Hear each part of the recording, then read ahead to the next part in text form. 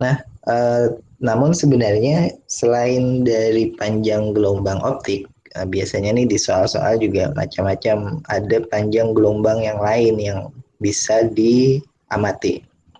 Nah, kita lihat di sini contohnya adalah kalau cahaya tampak itu di bagian ini ya, nah apa ratusan mikrometer di sini nih.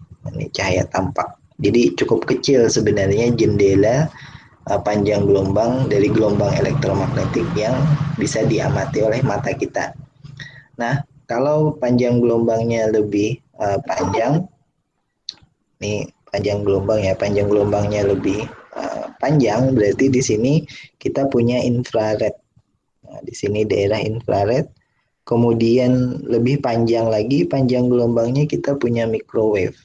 Lebih panjang lagi dalam order meter, makanya kalian lihat biasanya antena atau teleskop radio itu kan luasnya seluas lapangan gitu. Itu ya karena panjang gelombang yang ditangkap dari teleskop radio itu ya dalam order meter gitu. Jadi tidak heran teleskopnya kalau kalian cari ya di web di internet itu teleskopnya kayak hamparan antena antena dihamparkan dalam satu lapangan kayak lapangan bola gitu. Nah itu teleskop radio salah satunya. Ada juga teleskop radio yang seperti parabola. Jadi dihamparkan juga dia beberapa parabola gitu dipasang dan itu menjadi teleskop radio. Nah, tapi yang bisa diamati oleh teleskop apa biasa optik yang tampak mata sebenarnya hanya sempit saja jendelanya. Jadi tidak terlalu lebar. Nah, selain itu kita juga punya radiasi UV ya, ultraviolet, dan ini kalau ke kiri kita perhatikan ini energinya cukup tinggi. Nah, jadi sebenarnya ini daerah kiri ini berbahaya bagi tubuh kita. Daerah kanan ini kita lihat gelombang radio, gelombang sinyal HP ini energinya tidak terlalu tinggi, jadi energinya rendah di sini, jadi tidak masalah. Nah, kita sendiri kalau apa namanya kalau cahaya matahari biasa itu intensitasnya kalian bisa lihat seperti yang grafik di bawahnya ini ya. Ini radiasi matahari, intensitasnya itu puncaknya yang paling kuat ya memang ada di cahaya tampak di sini gitu. Daerah-daerah cahaya tampak. Ada bagian infrared dari matahari, makanya kita bisa rasain panas. Ada bagian UV yang membuat kulit kita hitam biasanya, makanya pakai sunblock kan. Nah ini radiasi di daerah sini nih yang bikin kulit hitam. Karena energinya tinggi tadi. Nah, jadinya teleskop cahaya tampak biasanya hanya bisa di daerah sini saja. Nah, tetapi jangan lupa bahwa radiasi yang datang dari luar bumi itu harus melewati atmosfer bumi dulu. Nah, pada saat dia lewat di atmosfer bumi, itu diserap oleh partikel molekul di atmosfer bumi. Jadi kalau kalian lihat grafik yang di bawah ini, yang ketiga, ini adalah grafik intensitas yang diserap selama gelombang tersebut menembus atmosfer bumi. Jadi kalau di sini kita lihat apa namanya diserapnya ya, ini bagian daerah UV, daerah sinar X ini UV, di daerah sini ya UV, kemudian sinar X, kemudian sinar gamma yang berbahaya bisa bikin kanker, itu diserap semua di atmosfer.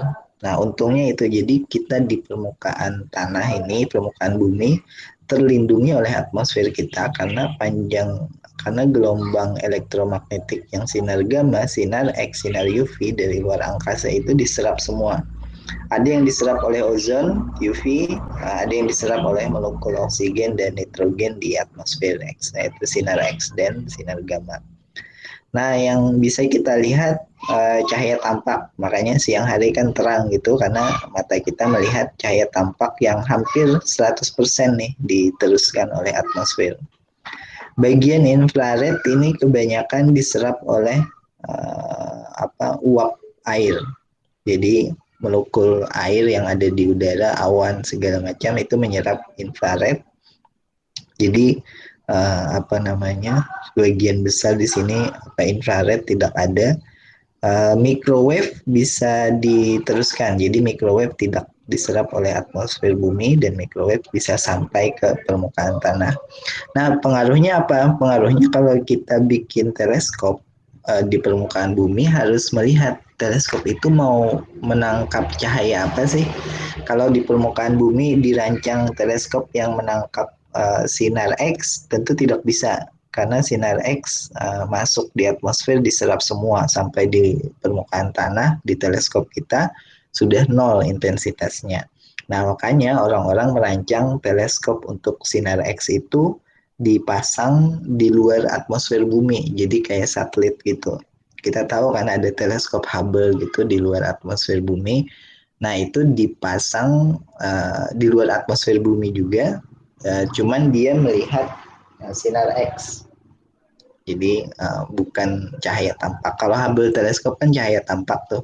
Nah, itu juga ada satelit yang dipasang untuk menangkap sinar X dan sinar gamma.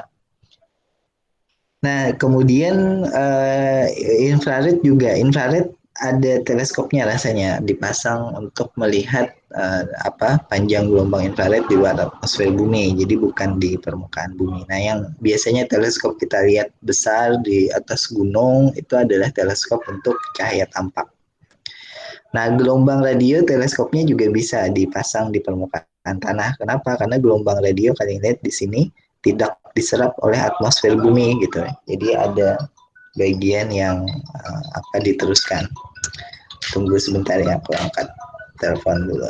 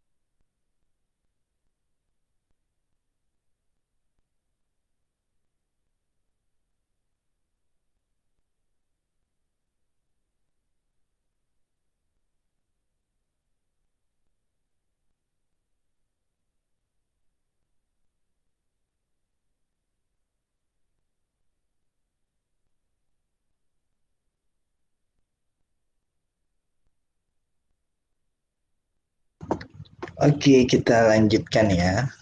Jadi tadi sampai dengan ini ya, teleskop.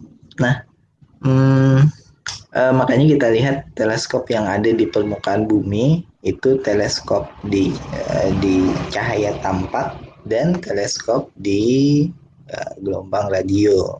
Jadi tidak heran ya, karena di panjang gelombang tersebutlah yang bisa masuk menembus atmosfer bumi. Nah, selain itu sinar X, sinar gamma, infrared itu teleskopnya harus ditempatkan di luar atmosfer bumi. Jadi beda beda metodenya. Nah, yang kita bahas sekarang teleskop optik. Jadi teleskop optik ini atau teleskop cahaya tampak biasanya digunakan untuk melihat benda langit ya. Mungkin ada dari kalian yang sudah punya di sekolahnya atau sudah mencoba di tempat lain, misalnya tergantung perbesarannya berapa ya teleskop ini, dan kita biasanya mengklasifikasikannya ada dua, yaitu teleskop yang refraksi. Mungkin kalau kalian lihat gambar ini yang bagian atas ini teleskop refraksi,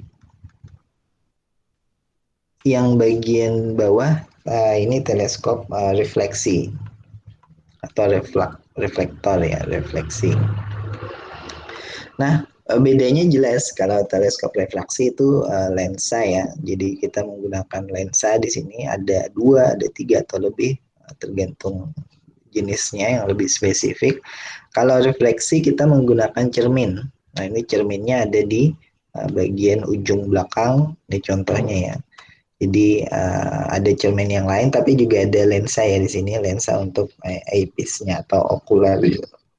Nah, fungsinya teleskop apa sih? Fungsinya teleskop optik seperti ini mungkin kalau kalian lihat di buku-buku fungsinya ada tiga. Yang pertama untuk fotometri. Fotometri ini berarti dia melihat apa intensitas dan sifat cahaya yang datang. Itu fotometri. Biasanya intensitas ini atau keterangan ya kita bilangnya itu ya kita sebut magnitudo. Kemudian juga warnanya bagaimana, panjang gelombangnya. Sementara itu yang kedua fungsinya adalah astrometri. Astrometri ini kita menentukan apa arah dari cahaya yang datang, artinya lebih ke posisinya ya, koordinat bintang atau posisi bintang itu ada di mana, posisi planetnya sekarang ada di mana. Astrometri ini juga bisa fungsinya seperti memisahkan atau memperjelas dua bintang ganda, misalnya kita bisa bedakan dia menjadi satu-satu. Kalau dengan mata biasa kan kayak gabung gitu. Kalau astrometri fungsinya berarti dua bintang bintang ganda tadi terlihat terpisah. Nah, fungsi yang ketiga ini itu adalah spektroskopi. Spektroskopi berarti cahaya yang diamati itu diuraikan dalam panjang gelombang yang berbeda-beda tadi. Jadi kalau cahaya tampak itu kan kita kenalnya Magico Hibinio gitu. Kalau secara kualitatif ya warnanya berbeda-beda. Nah, sama ini di spektroskopi fungsi teleskop itu adalah memisahkan cahaya yang datang menjadi panjang gelombangnya masing-masing. Nah, selain dari klasifikasi teleskop reflektor atau reflektor atau refraktor ya, antara menggunakan lensa atau menggunakan cermin, kita juga bisa mengklasifikasikan teleskopnya itu dari cara penempatannya. Ini misalnya kalau reflektor, letak eyepiece-nya ya, eyepiece itu yang eyepiece itu yang dekat dengan mata, anggaplah gitu. Jadi eyepiece itu bisa berupa lensanya, bisa berupa cerminnya, ditempatkannya di mana. Nah, lihat ini contoh yang pertama adalah teleskop biasa ya, ini dikenal juga teleskop Newtonian gitu. Jadi ini pemantulnya ada di sini, kemudian eyepiece-nya ada di sini. Jadi ada lensa yang dekat dengan matanya, dengan pengamat itu ada di sini. Nah, ini cara menempatkannya Newtonian. namanya ya. Yang kedua Casey Green. Casey Green cara penempatannya seperti ini. Jadi dia tidak menggunakan pengamat yang ada di sini, tapi dipantulkan ke bagian belakang cerminnya. Nah ini berarti di tengah cermin ini bolong ya. Jadi ini ada bolongan di tengah cerminnya dan ini digunakan untuk melihat cahaya yang dipantulkan tadi. Nah berarti eyepiece-nya ada di bagian sini. Nah, sementara teknik yang lain seperti ini kode, jadi dia dipantulkan tapi dibelokkan dan ini tidak ada bolongan, berarti di cerminnya sini dibelokkan di sini. Nah, eyepiece-nya ada di sini. Nah, cuman teleskop reflektor ini semua reflektor ya, jadi ini ada cerminnya semua. Yang metode yang ketiga juga tidak sempurna, artinya setiap jenis teleskop itu pasti punya kekurangannya. Nah, untuk teleskop reflektor ini ada yang terdapat abrasi ya.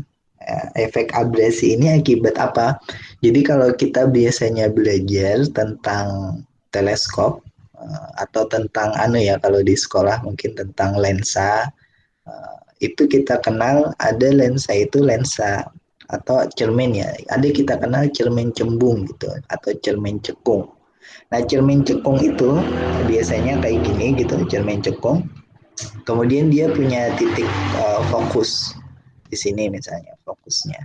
Tapi dia juga punya titik titik R ya, pusat dari cermin cekungnya ini. Atau kalau gambarnya aku perbaiki, cermin cekung yang biasanya kita pelajari yang rumusnya 1/D tambah 1/D sama dengan 1/F itu cermin benar-benar cekung. Ini pusat R-nya, kemudian cermin cekungnya adalah setengah lingkaran ini misalnya. Nah, kemudian cahaya datang dan dia membentuk fokus. Ini titik fokusnya misalnya di sini. Nah, ini cermin cekung. Nah, untuk cermin cekung seperti ini tidak bisa digunakan untuk yang cahaya yang datang dari sangat jauh, kayak bintang, kayak bulan, dan seterusnya.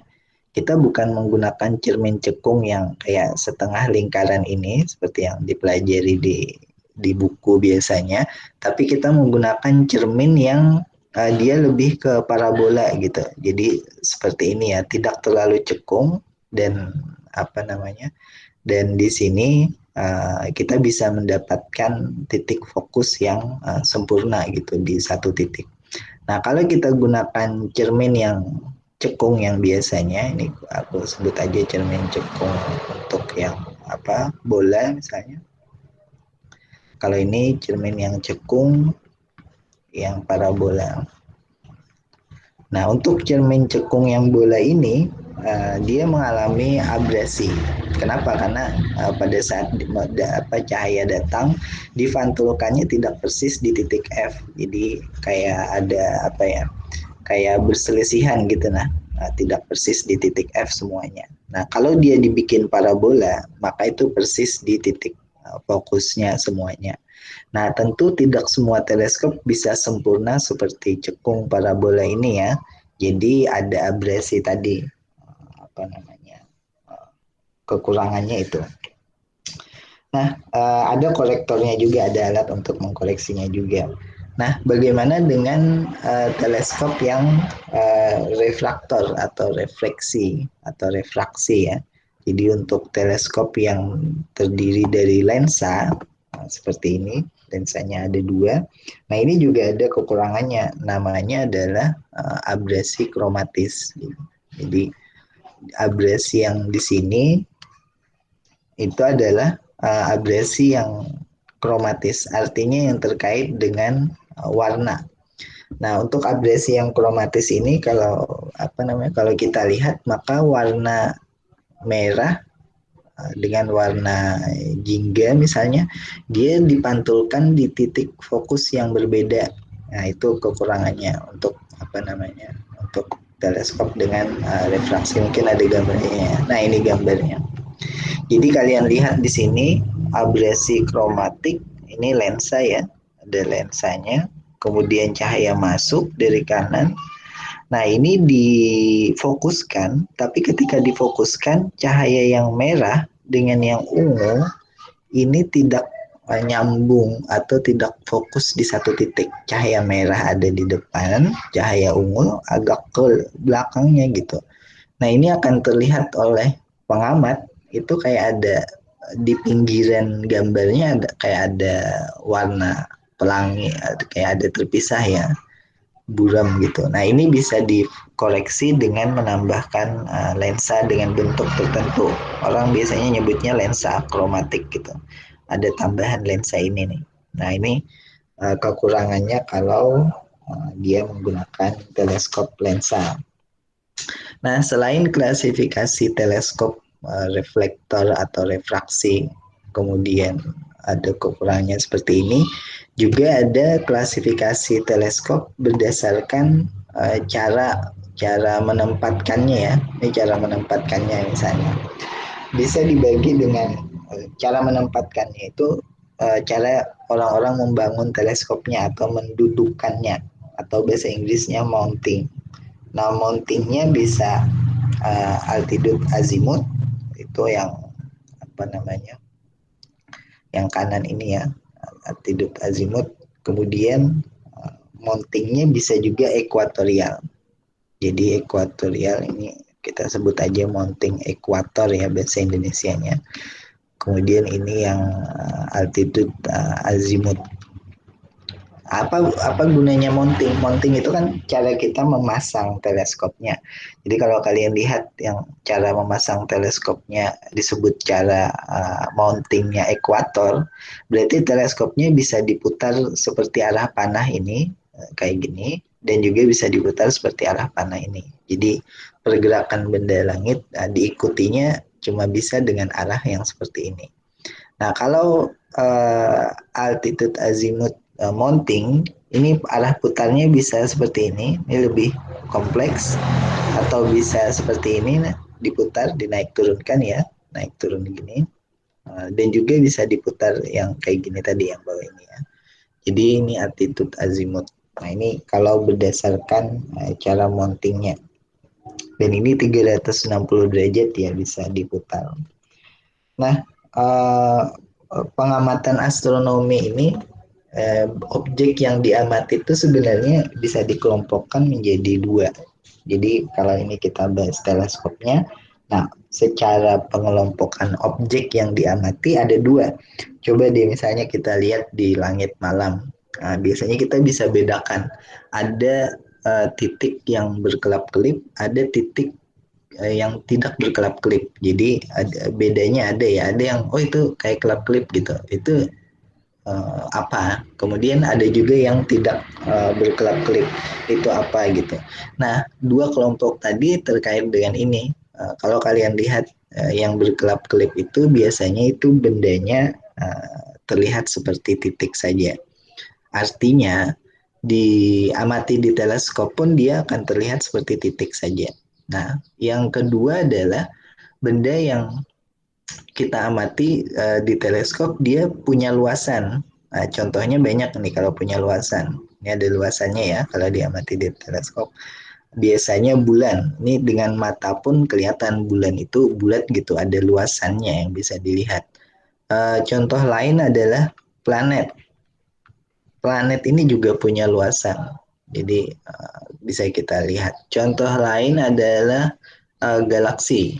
Ini harus pakai teleskop apa namanya galaksi M berapa misalnya atau galaksi Andromeda. Ini punya luasan juga. Jadi orang menyebutnya mungkin ini adalah extended object ya, extended ini bahasa Inggrisnya, extended object. Sementara yang satunya adalah berupa poin aja, titik. Poin, titik. Nah, kalau yang berupa poin, titik ini maka akan terlihat berkedip ya, berkedip, kelap-kelip gitu. Aku tulis aja berkedip.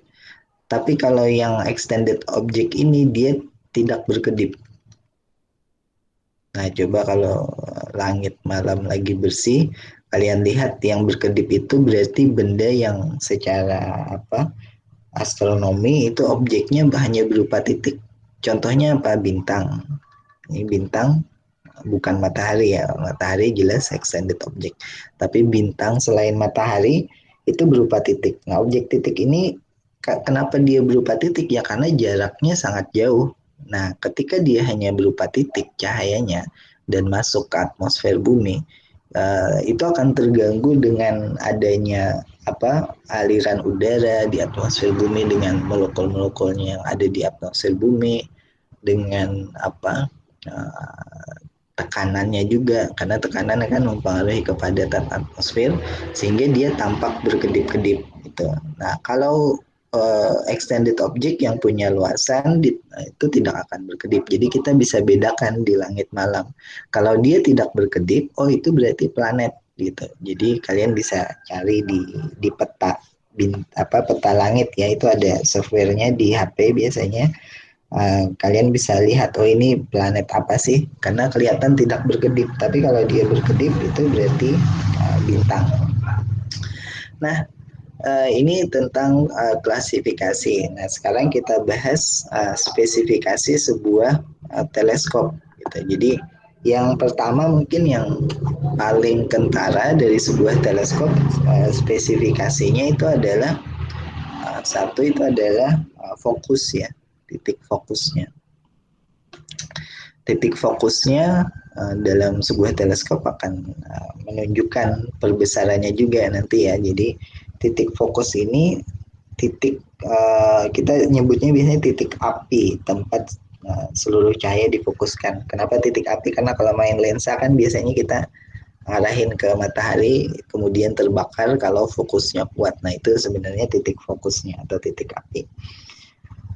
Nah, bila titik fokus ini ada dua kita nyebutnya ya. Kalau dalam gambar ini kita lihat lensanya ada dua kan, ini untuk yang refraksi. Nah, kita punya lensa ini kita sebut objektif.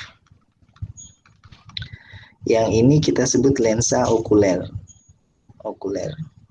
Nah, ini penyebutan yang lain adalah ini juga eyepiece. Kenapa? Karena dekat dengan pengamat kan. Jadi ada lensa objektif, ada lensa okuler. Nah, fokusnya itu juga ada dua, berarti ada fokus untuk lensa objektif, ada fokus untuk lensa okuler atau eyepiece gitu. Jadi dari sini kita punya dua spesifikasi sebenarnya, fokus objektif kah atau fokus okuler kah. Nah, fokus okuler bisa diganti-ganti. Jadi kalau misalnya punya teleskopnya, ini ada fokus objektif yang tetap, kemudian fokus okulernya bisa diganti-ganti. Nah, yang kedua, spesifikasi teleskop itu adalah diameter. Sini, diameter. Diameter ini kita punya diameter teleskopnya itu istilahnya ya aperture-nya atau bukaannya sebenarnya. Jadi kalian lihat di sini ada bagian atasnya, ini bagian bawah, berapa lebarnya, ini ya diameternya gitu. Diameternya menentukan berapa luas cahaya yang bisa masuk ke instrumen kita. Jadi kalau diameternya lebar, berarti makin luas cahayanya yang bisa ditangkap. Dan ini juga menentukan waktu paparan, resolusi, magnitude juga. Nah, spesifikasi yang ketiga adalah focal ratio atau rasio, kita sebut aja ini focal ratio ya, focal ratio. Focal ratio ini adalah rasio yang membandingkan antara fokus objektif, ini fokus objektifnya dengan diameternya. Ini focal rasionya berarti berapa. Misalnya biasanya tuh cara menulisnya kayak ini nih, F/6 biasanya. Artinya ini sebenarnya adalah F dibagi D itu nilainya 6. Jadi panjang fokusnya itu 6 kali diameternya. Nah, misalnya teleskop dengan f7 misalnya, dan diameternya adalah 5. Artinya fokus objektifnya, kekuatan magnifikasinya tadi terkait ini juga, fokus objektifnya adalah 5 dikali 7 tadi, berarti 35 meter. Nah, berarti itu teleskop dengan fokus objektif yang cukup panjang. Ini dari sini, ujung sini ke sini ya 35 meter gitu. Nah, biasanya kalau teleskop yang dijual di pasaran untuk pengamat yang amatir, yang mengamati benda langit, tidak akan sepanjang 35 meter, tapi biasanya panjangnya hanya 20 cm, 30 cm, mungkin ada yang 50 cm, mungkin nyampe 1 meter lah, itu pun udah panjang banget dan biasanya mahal kan. Nah, ini focal ratio-nya. Nah, focal ratio juga menunjukkan seberapa kuat atau tajam cahaya itu dibelokkan ke teleskop. Artinya kalau focal ratio-nya besar, artinya kedalaman fokusnya juga besar. Dan kalau focal ratio-nya besar, berarti tabungnya juga harus besar kan, dan harus kuat gitu dudukannya. Karena kalau kita melihat atau memandang lewat teleskop, itu mountingnya benar-benar penting. Kalau enggak, gambarnya akan bergerak-gerak gitu, kayak kita lagi pakai HP kemudian kita zoom ke arah yang sangat jauh, itu kalau tangan kita getar akan terlihat gambarnya goyang-goyang terus. Jadi mountingnya pun harus hati-hati. Nah, ini salah satunya teleskop yang biasanya di pengamatan di sebuah observatori. Ini contohnya teleskop di reflektor ya. Ini Kitt Peak. Kitt Peak ini nama teleskopnya, nama tempatnya juga di puncak Kitt gitu. Panjang, ini diameternya ya 2,1 meter. Diameter teleskopnya berupa reflektor, berupa pantulan. Nah, reflektor tersebut adalah di bagian ini. Ini ya, mirror. Ini reflektornya. Ini ada bagian hitam di belakang. Jadi cahaya masuk dari sini, kemudian diteruskan ke bawah sini, kemudian dipantulkan. Nah, bukan dipantulkan ke sini, dipantulkan ke atas ini nih. Pantulkan ke atas, pantulkan ke sini, baru ke sini. Nah, ini kalau mau diamati langsung bisa, tapi diteruskan juga ke spektograf. Spektograf di bagian bawah ini ya. Nah, fungsinya apa tadi spektograf? Untuk menguraikan panjang gelombangnya Mejiku Hibinio. Jadi intensitas merah berapa, jingga berapa, kuning berapa, hijau berapa, dan seterusnya. Nah, di sini dudukannya tentu harus dibangun sebagai sebuah rumah ya, karena harus kuat gitu untuk menopang teleskop yang seperti ini. Jadi tidak heran kalau sebuah observatori teknisnya untuk pembangunannya cukup rumit. Dan Indonesia kan mau bangun tuh satu nanti, tapi belum tahu apa jadi atau tidaknya fokusnya. Kalau nggak salah di daerah Nusa Tenggara atau apa ya kemarin beritanya. Nah, di sini kita lihat rasio vokalnya, vokal rasionya ini F per 2,63. Jadi dituliskan di sini. Jadi ketika kita melihat sebuah teleskop, spesifikasinya apa, di sini kita punya rasio F per 2,63. Artinya panjang dari fokusnya itu adalah 2,63 dikali 2,1 meter atau 2,63 kali 84 inci itu. Nah, itu panjang fokus dari teleskop ini. Jadi itu yang menentukan kemampuan teleskop ini dalam mengumpulkan cahaya juga. Nah,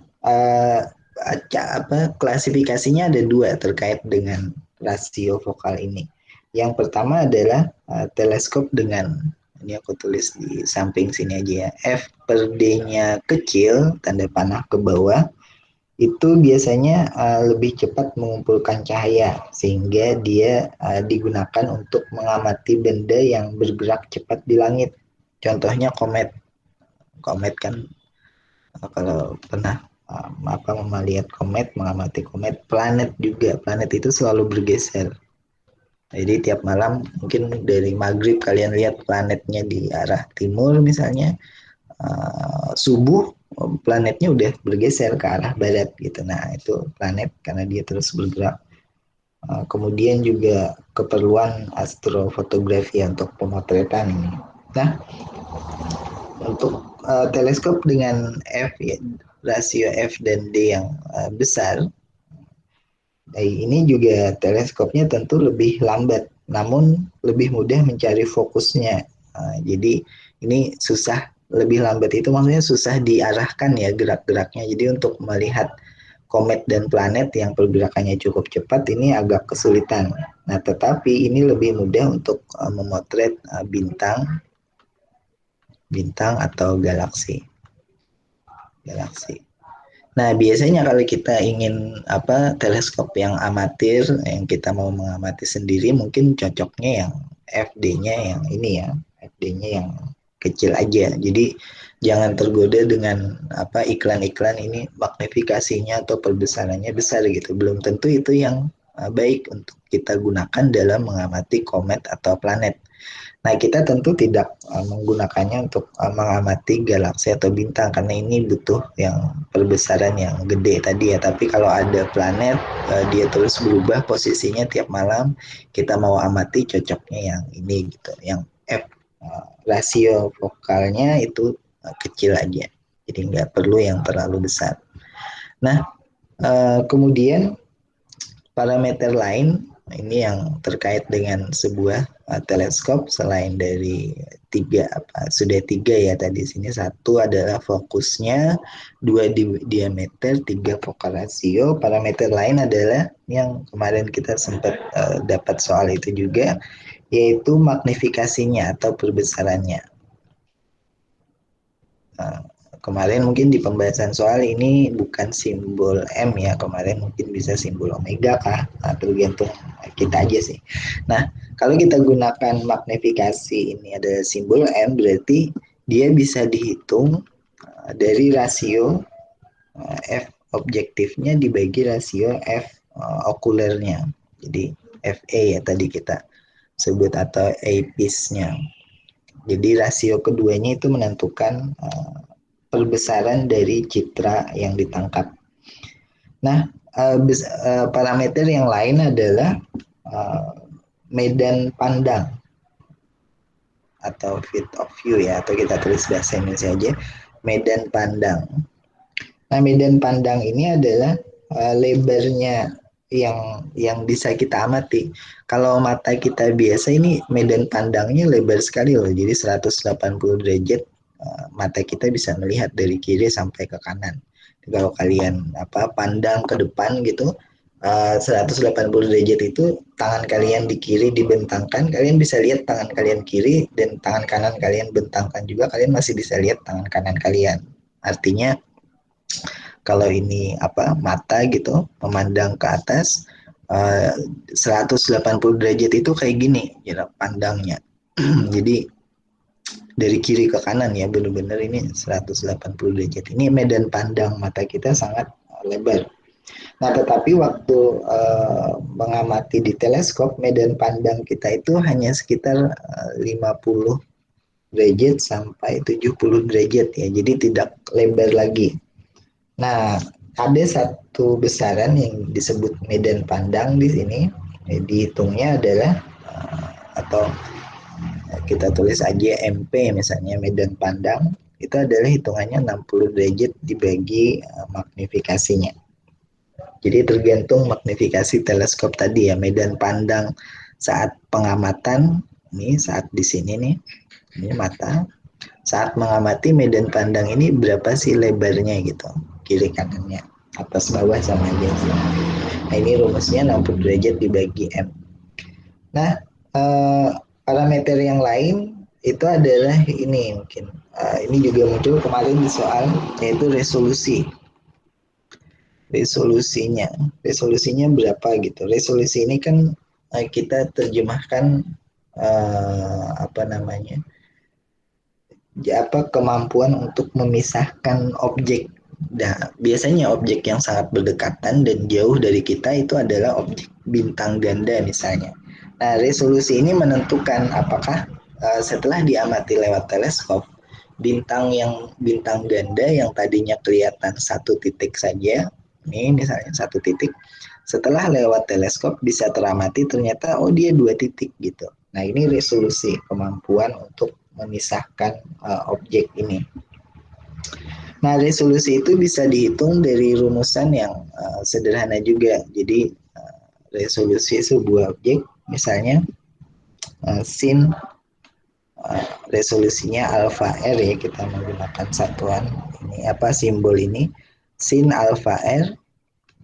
Ini kalau dia sangat-sangat jauh seperti bintang tadi, kita bisa dekati dengan pendekatan sudut radian ya, alfa R. Jadi sinnya hilang, sin alfa R sama dengan alfa R saja. Dan ini bisa dihitung dari 1,22 dibagi D, ini diameter yang di depan tadi ya, diameternya berapa, dikalikan dengan lambda. Nah, tentu di sini satuannya adalah satuan radian. Bukan derajat ya, bukan detik busur, bukan menit busur, bukan derajat, tapi satuannya di sini radian. Nah, panjang gelombang ini panjang gelombang apa? Ini adalah panjang gelombang yang diamati.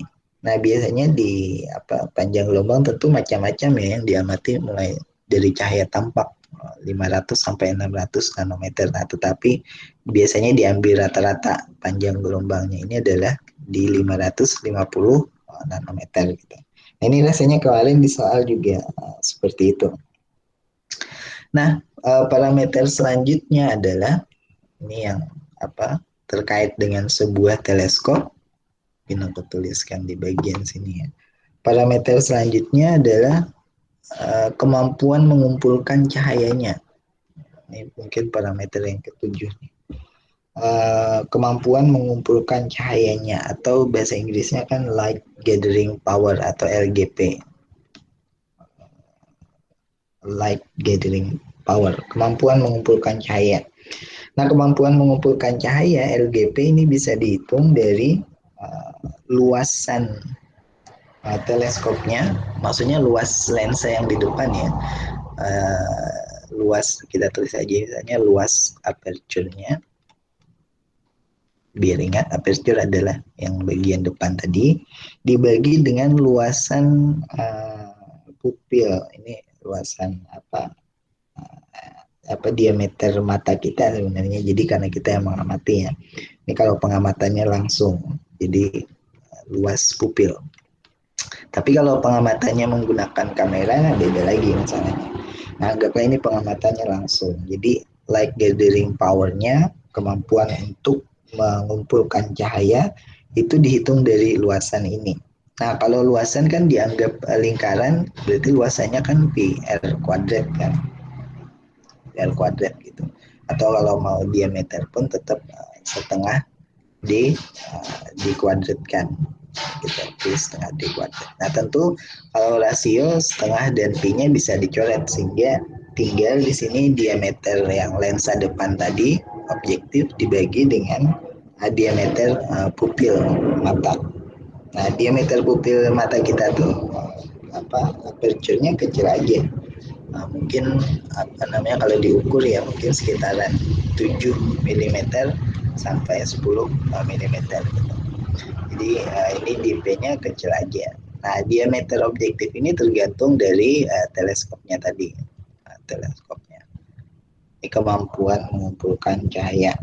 Nah, kemudian parameter yang lain, ini yang ke-8, itu adalah limiting magnitude. Jadi limiting magnitude. Limiting magnitude ini, atau kita tuliskan M lim, ini adalah magnitudo yang paling besar yang masih bisa diamati oleh teleskop gitu. Jadi magnitudo yang paling besar yang bisa diamati oleh teleskop. Nah, ini tergantung dengan diameter teleskopnya. Nah, rumusnya bagaimana? M lim, ini M lim itu adalah 6 ditambah 5, dan karena ini magnitudo ya kita selalu berurusan dengan pangkat 10 log D dibagi 8. D adalah diameternya, ini 8. Nah, M-lim seperti ini. Nah, ini kalau parameter teleskop yang kita amati dengan dengan pengamatan mata ya. Tapi sebenarnya teleskop sekarang udah canggih. Contohnya adalah kamera di HP kita. Jadi kamera di HP kita itu sudah tidak pakai langsung mata kita, tetapi di sana ada sensor yang merekam objek atau citra yang ditangkapnya. Nah, sensor itu apa namanya? Sensor itu namanya CCD. Dan CCD ini teknik untuk menangkap image, menangkap gambar, tetapi bukan dalam plat fotografi lagi, bukan dalam mungkin kalau kalian pernah tahu zaman dulu itu kita punya ini nih, aku tuliskan klise, bener nggak ya klise gitu. Jadi roll kayak pita gitu, kemudian di dalamnya ini ada masing-masing bingkai ini ada gambar yang kita tangkap dengan kamera. Nah, ini dicuci dulu di tokonya, kemudian baru jadi gambar dicetak. Nah, ini klise dulu. Nah, sekarang tekniknya bukan ini lagi, yang lebih canggih adalah menggunakan CCG. Nah, CCG ini adalah singkatan dari Charge Coupled Device, tapi sederhananya kita sebut CCD aja. Dia bukan menangkap gambar keseluruhan seperti ini, tapi dia menangkap foton.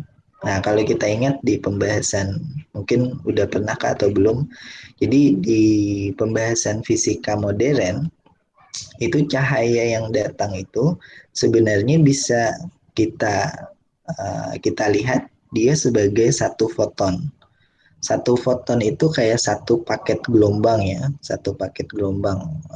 Ini satu foton, energinya adalah HV, atau kalau nulisnya bukan V5 gitu, energinya adalah H konstanta Planck dikalikan frekuensi. Nah, ini energi dari satu foton. Jadi cahaya yang kita biasanya sebutkan gelombang elektromagnetik, itu sebenarnya datang dalam bundel-bundel energi atau partikel-partikel. Makanya ada teori kuantum kan, karena dia terkuantisasi gitu dalam bentuk partikel. Nah, ini kita sebutnya sebagai foton. Energinya berapa? Energinya adalah H dikalikan konstanta Planck dikalikan dengan frekuensi. Nah, CCD tadi dia menangkap foton by foton. Jadi satu persatu foton ditangkap sama dia oleh sensornya. Nah, ini kecanggihannya CCD. Bukan lagi gelombang elektromagnetik semuanya ya langsung ditangkap oleh klise tadi di sini, tetapi satu demi satu foton yang masuk di sensor itu ditangkap oleh sensornya. Kemudian dirangkai sehingga jadi satu gambar utuh. Nah, itu yang ada di kamera HP kita semuanya sekarang. Jadi semua HP kita itu ada CCD di dalamnya. Kalau HP zaman dulu kan nggak mungkin ada, kita pakai kamera biasa. Nah, ini di HP itu ada kamera itu udah pakai sensor CCD. Jadi datanya data digital sekarang. Ini pixel by pixel ya. Pixel by pixel fotonya ditangkap menjadi data digital. Data digital. Nah, ini juga ada ada parameternya yang menentukan karakteristiknya. Kita menyebutnya ini parameternya adalah plate scale. Sini ya. Sebutannya adalah plate scale. Nah, plate scale ini ditentukan dari sama sih dari dari fokusnya juga. Jadi fokus fokus lensa yang dipakainya itu bagaimana. Nah, plate scale-nya bisa dihitung dari ini satu konstanta ya 20, 62, 65. Jadi 206.265 dibagi dengan fokusnya, dan ini satuannya adalah ini detik busur ya, detik busur per milimeter. Atau kalau diubah menjadi pixel, Ini bisa menjadi seperti ini, 20, 206, 265.000 dibagi F, dikalikan ukuran satu pikselnya berapa S-nya, kemudian satuannya adalah detik busul per piksel.